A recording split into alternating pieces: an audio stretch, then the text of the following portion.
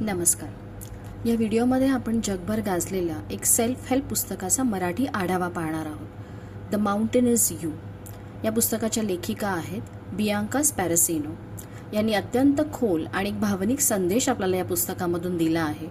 तो म्हणजे आपल्या आयुष्यातील सर्वात मोठा अडथळा बाहेर नसतो, तो आपल्या आतच दडलेला असतो. जर तुम्हाला कधी वाटलं असेल की तुम्ही काहीतरी मोठं करू शकता, पण तरी काहीतरी तुम्हाला थांबवतंय, किंवा यश अगदी जवळ आलं की अचानक भीती, डाऊट किंवा प्रोक्रॅस्टिनेशन सुरू होतं, तर हा व्हिडिओ तुमच्यासाठीच आहे. म्हणून हा व्हिडिओ शेवटपर्यंत नक्की पहा, कारण शेवटी मी तुम्हाला 3 प्रॅक्टिकल ॲक्शन स्टेप्स सांगणार आहे, ज्यामुळे तुम्ही तुमच्या आयुष्यातील इनर माउंटन म्हणजे आपल्या आतल्या अडथळ्यांवर काम सुरू करू शकता. चला मग सुरुवात करूया. द माउंटेन इज यू या पुस्तकातील पॉवरफुल इन्साइट्स समजून घेण्यासाठी. आपण अनेकदा परिस्थिती, लोक, नशीब किंवा भूतकाळाला दोष देतो, पण खरं म्हणजे आपण नकळतच स्वतःच्या प्रगतीत अडथळे निर्माण करत असतो. या व्हिडिओमध्ये आपण जाणून घेणार आहोत की सेल्फ सॅबोटॅज म्हणजे नेमकं काय, ते का होतं आणि त्यावर मात करण्यासाठी पुस्तकात सांगितलेल्या प्रॅक्टिकली वापरता येतील अशा तंत्रांचा सविस्तर आढावा. पहिला म्हणजे माउंटेन म्हणजे नेमकं काय. या पुस्तकात माउंटेन म्हणजे बाहेरची समस्या नाही, तो तुमचा भीतीचा पॅटर्न, तुमची असुरक्षितता, तुमच्या अनुभवांमधून तयार झालेले मर्यादित विश्वास म्हणजेच तुमचा इनर रेझिस्टन्स. आपण स्वतःलाच काही प्रश्न विचारूया. मला यशाची भीती आहे का? मला नाकारलं जाण्याची भीती आहे का? मी खरंच आनंदी होण्यास पात्र आहे असं मला वाटतं का? लेखिका म्हणतात, आपण जेव्हा बदलाच्या उंबरठ्यावर असतो तेव्हा आपलं सबकॉन्शियस माइंड आपल्याला सुरक्षित ठेवण्यासाठी जुने पॅटर्न रिपीट करतं आणि तिथून सुरू होतं सेल्फ सॅबोटॅज. सेल्फ सॅबोटॅज का होतं आपण जाणून घेऊया त्याच्या मागची सायकोलॉजी. सेल्फ सॅबोटॅज ही वाईट सवय नाही, ती एक कोपिंग मेकॅनिझम आहे. लहानपणी आपण जे अनुभव घेतले, आपल्यावर होणारं सतत टीका, दुर्लक्ष, अपयश, भावनिक वेदना, या सगळ्यांमुळे आपण काही बिलीफ तयार करतो.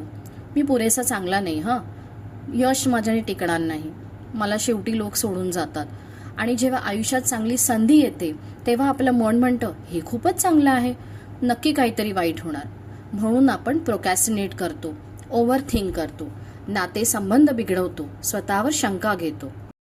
आता आपण बघूया पुस्तकातील 6 पॉवरफुल टेक्निक्स आणि त्याचे डिटेल ब्रेकडाऊन. पहिला आहे इमोशनल अवेअरनेस, स्वतःच्या भावना ओळखा. लेखिका सांगतात, तुम्ही जे टाळत आहात त्यातच तुमचं हिलिंग आहे. त्याच्यावरची टेक्निक मी तुम्हाला सांगते. दररोज 10 मिनिटं जर्नलिंग करा. स्वतःला विचारा, मी आत्ता नेमकं काय अनुभवतो आहे. आपल्या भावनांना दाबू नका, त्यांना नाव द्या. जेव्हा तुम्ही भावनांना स्वीकारता तेव्हा त्यांची ताकद कमी होते. दुसरं आहे ट्रिगर मॅपिंग. तुम्हाला नेमक्या कुठल्या गोष्टी ट्रिगर करतात? उदाहरण बघूया. कोणी तुमचे कौतुक केलं तर तुम्हाला अस्वस्थ वाटतं, यश जवळ आलं की तुम्ही अचानक डिलाई करता. मग एक कागद घ्या आणि लिहा, ट्रिगर झालं तर तुमची प्रतिक्रिया काय असते आणि त्यामागची भीती.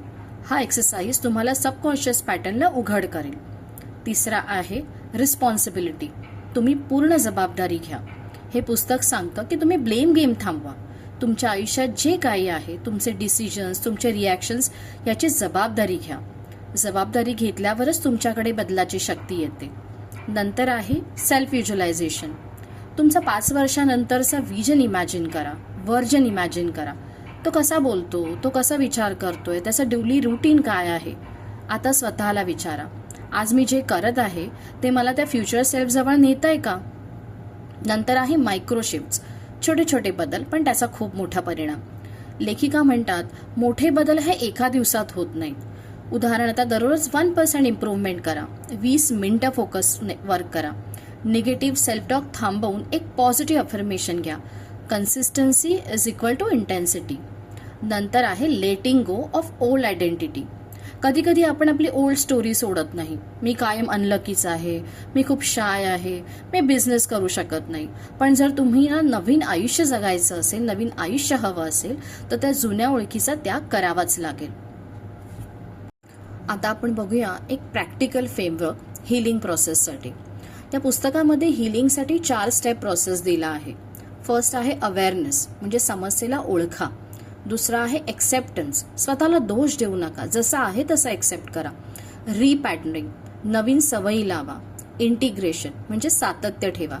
ही प्रक्रिया वेळ घेते, पण प्रत्येक वेळी तुम्ही स्वतःला सॅबोटॅज करण्याऐवजी कॉन्शियसली ॲक्शन घेतला की तुम्ही पर्वतावर एक पाऊल पुढे टाकता.